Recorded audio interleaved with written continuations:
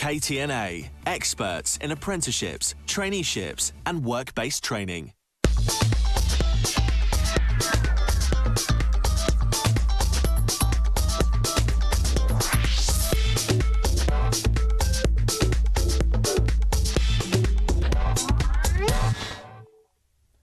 Hello and welcome to Chris & Co, the show looking at what affects business in Kent with me, Chris Price. Joining me this week are Peter Scheuer, Commercial Director of Texel Technology in Dartford, and Stephen Metcalf, a Senior Manager in the Private Client Tax Field at Creston Reeves. Later, we'll be looking at concerns about attracting investment for industries like manufacturing and technology and the impact of leaving the EU with no deal. First, new details about the largest road project since the M25 was built 30 years ago have been revealed. The £6.8 billion Lower Thames crossing could create UK's longest road tunnel linking Kent to Essex within 10 years. Highways England say it could help remove 14 million vehicles from the Dartford crossing each year when it's up and running. A new consultation on the project has been launched today and runs for 10 weeks. Poppy Jeffrey reports. Updated plans for a new crossing point from Kent to Essex have been revealed after record numbers got in touch to give their views. The Lower Thames crossing has been in the works for years, and Highways England say it will help ease pressure on the Dartford crossing.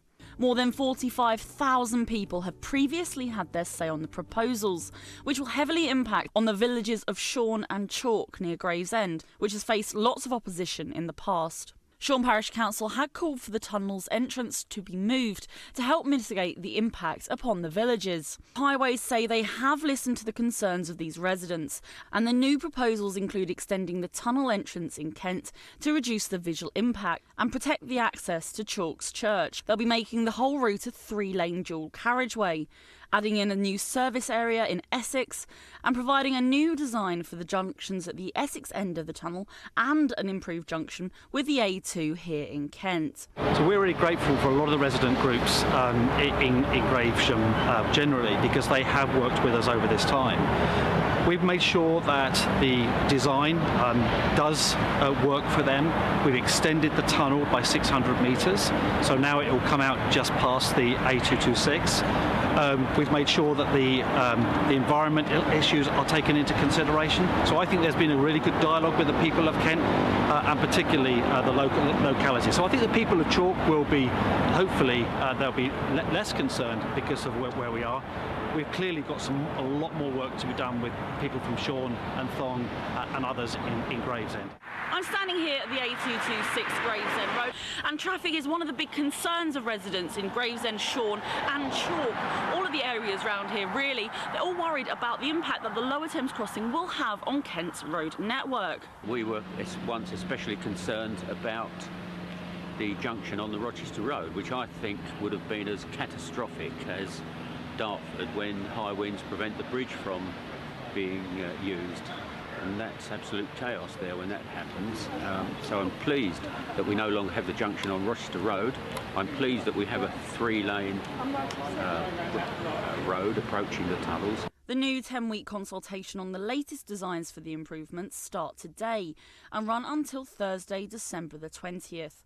So whether you support or oppose the plans, there's plenty of opportunity to have your say on what will be a massive deal for Kent. This is Poppy Jeffrey for KMTV in Gravesham. OK, so what difference then do you think a Lower Thames crossing would make to your business, for example? For us, it'll make a major difference, actually. Where we're based, we're just the other side of the Dartford Tunnel, the road that comes up from there. And effectively, half of my circumference of staff is taken away from me because they won't cross the crossing. And the few that do typically last for a year and give up. Sometimes they can be 3-4 hours trying to get across that crossing, and they can virtually see where they live. It just makes it insane to try to get there. And also, even if you want to get from the west side of Dartford Tunnel crossing to the east, which is where I live, that can take me an hour just to get a mile and a half. It's mad.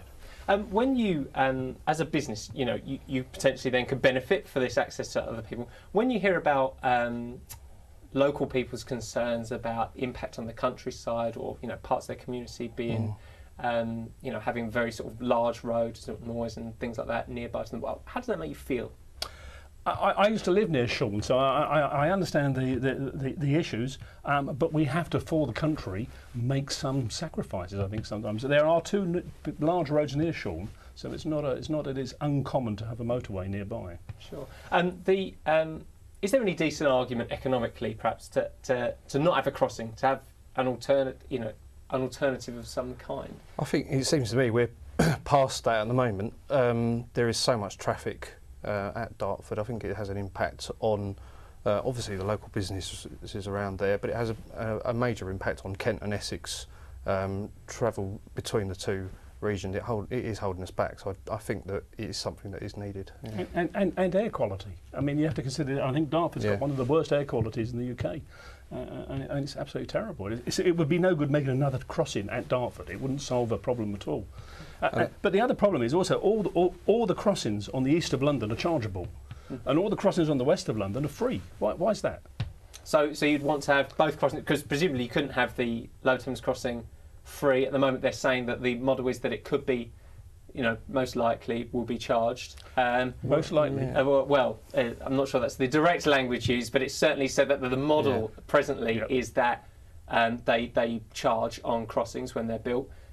So you presumably couldn't have that free, because otherwise people would never use the Dartford crossing. I wonder whether there's argument. We've got it with the M6 and the M6 toll road, that one is chargeable, one is free. They go to the same location. So actually maybe you could have charge a premium for those that want to be sure of a guaranteed quicker journey, with another journey say that is free. So it is something that's possible. So potentially making the crossing free, the Dartford crossing free. Maybe, yeah. Maybe. That would be nice. Very quickly, it's not due to open until 2027. Is that soon enough? No, not really. But I can't see them doing it any quicker. But I mean, at the moment it's chaos. I mean, I've had a couple of customers who come to look at us and said, "Oh, we couldn't come to see you, so we'll go somewhere else." I think yes, it's probably needed. I think the issue is it's going to take time, because ultimately there will be people affected, and we've got to remember that there are those sort of those communities that, you know, they are going to be losing land. Those landowners around are going to have to potentially relocate. So that all does take time. But there is a need, definitely. Gents, thanks for that. Now, with news of a law firm leaving its historic home, a tourist attraction closing down months after it was rescued, and a funding boost for manufacturers, here's Joe Dawson with this week's Business Roundup. One of Maidstone's legal pillars is moving offices after 180 years of service out of its town centre premises. Whitehead Monckton is one of Kent's largest firms, having offices in Tenterden, Canterbury and London. The offices will be moved from King Street to the Eclipse Park Business Centre on Sittingbourne Road in November. The firm will then be housed next to a Notcuts complex with immediate access to the M20. Managing Director of the company, Stephen Beck, says that the smaller town offices are no longer fit for purpose due to its size. The greater emphasis on IT developments and flexible working arrangements for staff are two of the reasons for the move. A popular visiting attraction is closing its doors for the second time in a year. Lave Barn on Donkey Street in Burmarsh has confirmed it will close once again on Sunday the 4th of November. Husband and wife Katie and James Beck had taken over the business and opened the venue last November. The couple has been operating the Lave Barn for the last year, with hopes of buying the site outright in 2019. The business had not made enough profit to secure a payment for the bank loan that the couple had used to purchase the property. Staffing costs and unforeseen overheads were two of the main contributing factors behind the business failure. Companies such as the Juice Executive in Chatham succeed thanks to the Manufacturing Growth Programme. The MPG has given more than £180,000 to help grow local businesses, creating over 63 jobs across the county. Companies from food and drink makers to aerospace development and textile manufacturing have succeeded under the scheme. The programme has been funded by the European Regional Development Fund and developed by Economic Growth Solutions. Martin Coates of the EGS marks the difference between this scheme and others is that the advice given is by manufacturing experts who understand the challenges companies are facing. Okay, so we heard there about the investment on the Manufacturing Growth Programme and the jobs that that's created. How easy is it to get hold of investment in the manufacturing sector, for example, at the moment? Well, I mean, it is something that we're always trying to talk to our clients about. I don't think there's enough awareness, but actually, in Kent there are a number of different grants that can be accessed, and we're sort of very keen to get that pushed for our clients. Do you think that business owners are aware of the help that is out there? I don't think they're as aware as they should be. No, I think there needs to be a bit more of an awareness campaign sort of push to get them into that. Yeah. Part of the problem is the plethora of grants, though, that exist, and the difficulty in accessing them and filling in 200 pages of forms. It tends to put you off, quite frankly. Yeah. I'd rather spend the effort working on in the business. Is there a sense that there are more opportunities or less opportunities out there at the moment? Is there a feeling that when potential investors are looking at growing companies in Kent that they are interested in investing, or are there things holding them back? From what I can see in Kent, manufacturing is doing really well actually, and making good profits. So I couldn't see why anybody wouldn't want to invest. Sure. Yeah. You feel the same way? I think so. Yeah. I mean, it seems we're going through a good period at the moment. There's obviously the uncertainty of Brexit. Dare I say it, that is playing on a lot of people's minds, and I think holding people back. Decisions are being held back because of that. It's a wait and see, isn't it? So absolutely. We could talk about it for a lot on this kind of subject, clearly, but we'll pick up after the break. After the break, what will be the impact of a no-deal Brexit? We'll be talking about the major crunch summit coming up in the next week. We'll be right back.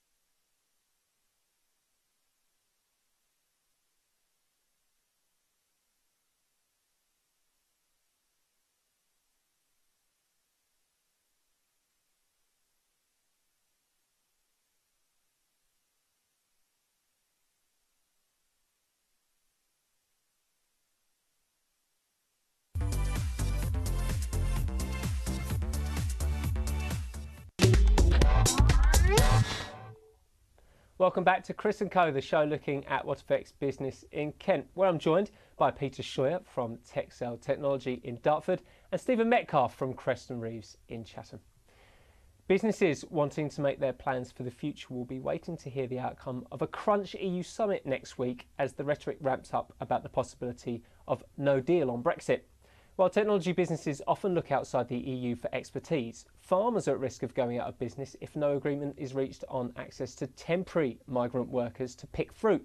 Comes after Prime Minister Theresa May announced plans to reduce the number of low-skilled workers coming to the UK. We'll talk in a moment about the appeal of the UK to high-skilled workers and wealthy investors. First, here's Poppy Jeffrey. If we don't have seasonal workers to pick our fruit, we'll have no fruit. Fruit won't be picked, it's as simple as that. Farmers say that Brexit could have a devastating impact on Kent's fruit exports. For some companies, the majority of fruit pickers come from the continent, and with us leaving the EU, it's feared there will be a severe shortage of people from Britain taking these roles. I've been to AC Gotham, which is one of Kent's major producers of apples and pears. So seasonal workers, in terms of workers from Europe, will make up probably about 85% of our workforce. UK people, we advertise directly, i.e. locally, so in Kent Messenger and papers and online. We don't have anybody applying for jobs because we find that they're actually just not interested in having seasonal work. They don't want to be working for 3 months. This business based effectively, if we are not able to recruit the workers that we need to recruit to pick the fruit for next August, this business stops. It's as simple as that. There's no other way of putting it. This business will not have 600-700 people to pick the fruit. There are not 600-700 people that are just sat there out there here in the UK ready to fill seasonal jobs. It's not just them either. These concerns are echoed by producers of other fruit. Last year we were 10 to 15% short at certain times of the year, and I expect as we go through this summer we are going to be walking away from crops. Fruit is one of Kent's biggest exports, and with produce going to rot, this could have a severe impact on the economy of the Garden of England. They say they have no idea now what will happen. The biggest issue is that nobody knows what the plan is. There is no plan. How can we plan as a business what's going to happen when we don't know? For example, it seems the only plan that there is that the no deal plan. We've been having government notices issued since the 24th of August. They stopped being issued on the 25th of September, and not one of them addresses seasonal working. Not one of the guidance notes addresses seasonal working. So we would love to plan as a business. We plan all the time, and we plan on the lifespan of an orchard, 20 years. That's how we think about our planning. So yes, we plan, but you can't plan if you don't know what the actual ultimate game plan is. They say an apple a day keeps the doctor away, but what happens when Brexit means that an apple a day keeps the workers away? The farmers are worried that the future isn't looking too bright. This is Poppy Jeffrey for KMTV. OK, so we heard there the problems for farmers and with low-skilled workers. On the high-skilled side, is there concern equally about accessing people with lots of skills? Absolutely. I mean, at Texel, we have a lot of high-skilled engineers, design engineers, programmers, and they're difficult to find anywhere in the world. So having a restriction on that would be a big problem for us. And a lot of our staff, if they left, would leave us in a lot of trouble. Is there a lot more concern about the possibility of no deal then in that case, and potentially people losing that right to stay in the UK? I mean, do you talk about no deal? No, we don't at the moment, because we don't know what the difference is between a deal and a no deal, and we're waiting to see. But a lot of the people that have come from, certainly from Europe, are quite concerned and talk about it. They talk about fearing not being able to work. They fear what's going to happen in the future, and what should they plan for. Stephen, you deal with many high net worth clients, the type of people who might be investing in businesses in Kent and in the UK. What are their feelings at the moment?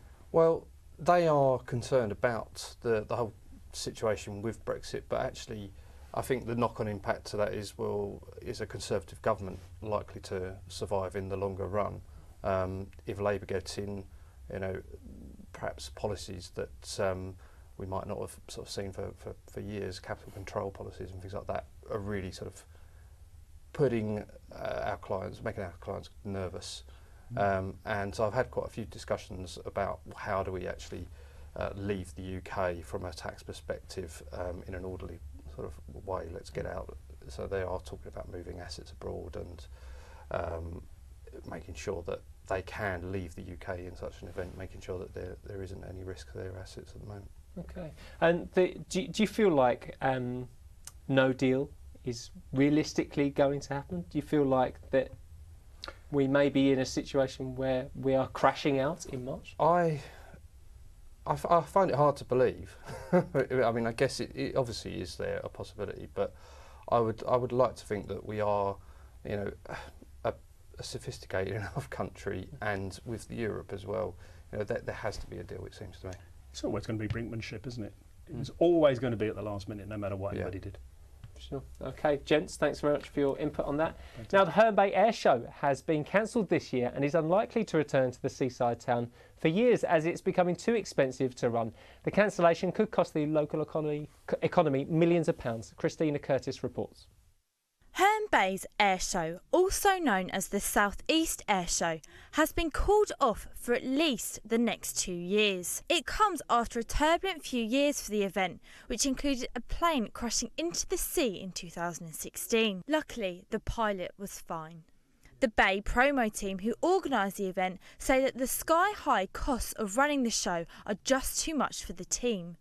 Oh, we've had everything from 80 to 100,000 people each year. We've had economic impact assessments done by the local authority, and it's almost £2 million per event. The benefit to the local economy is huge, but it's such a difficult event to do year on year.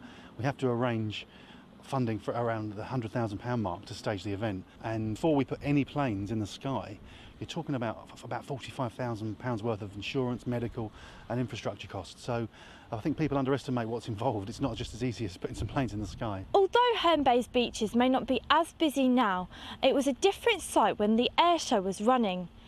One record-breaking weekend saw 100,000 visitors come down to the area in order to watch the show, which had a huge impact on local businesses. The air show brings hundreds of thousands of people to Herne Bay, and we have a really nice day. It's not only a good day for business, but a good day for the community. The field's up, there's a massive atmosphere all the way along the seafront. This year it was missing. There was something missing out the summer, it was the air, but we're just really quietly confident it will return. The organisers say that the air show, which had a break this year, will return at some point, but they have also called on the council for more support. We know it's coming back, we're just not sure when. It will take a change in stance from the local authority. There's no financial support from the local authority. It needs to be a business and local authority led event rather than a group of volunteers who are killing themselves to get the event done.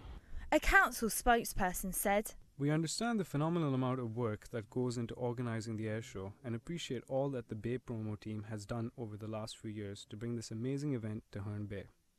However, the days of the council having a large events team and spare cash to organise things like an air show are sadly long gone. We simply do not have the staff or money, and that is a situation that's never going to change." As well as businesses, thousands of families and fans will be sad to see the end of the iconic show. They'll be hoping it really is grounded for just 2 years and takes off again in 2021. This is Christina Curtis for KNTV.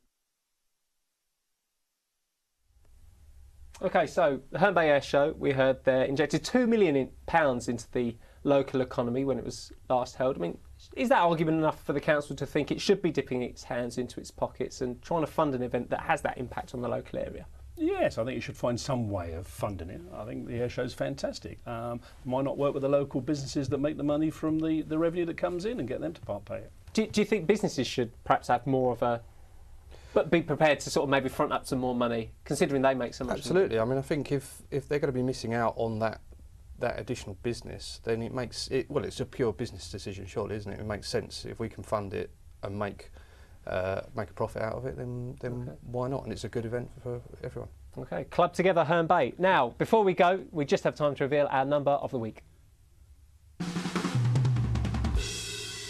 And this week's number is £2 trillion. That's the total value of the government's net liabilities, what it owns minus what it owes, which stands at more than 100% of GDP. It comes as the IMF claimed the global economy could not withstand another shock as it downgraded its global growth forecasts amid US trade battles with China, Mexico, Canada and the EU. It also warned a hard Brexit is one of the biggest threats to the global economy. So guys, do you worry at night about the potential of a global crash when you hear these figures? I sleep soundly at night. Yeah. Does that sound like a worrying? I mean, they're big numbers, but they've always been big numbers. I mean, I suppose the Conservatives have been working for a long time to try and bring down our national debt. We are still increasing that debt figure every year, but at the same time, Theresa May, I think, announced last week that the time for austerity is over. So, but it remains to be seen whether that's a good thing or not, I guess. Compared to America and Italy, is it large? Yeah, so proportionally, you still feel like this country perhaps is in a good situation. I mean, the concern about hard Brexit and saying that what a big shock to the economy. Do you think that's there is an argument soft for Brexit very quickly? Yes, probably. Yeah. Okay. I think it has to be, yeah, definitely. Soft Brexit, perhaps. Okay, we'll see. Gents, it's been wonderful having you on the programme. Thanks so much for coming in. That's it for the latest edition of Chris & Co, our show looking at the issues affecting business in Kent. You can keep up to date with all the county's latest business news at kentbusiness.co.uk, and you can follow us on Twitter at KentBusiness and join our pages on Facebook and LinkedIn. But for now, thanks for watching. Enjoy the rest of your day. Have a very good evening. Bye-bye.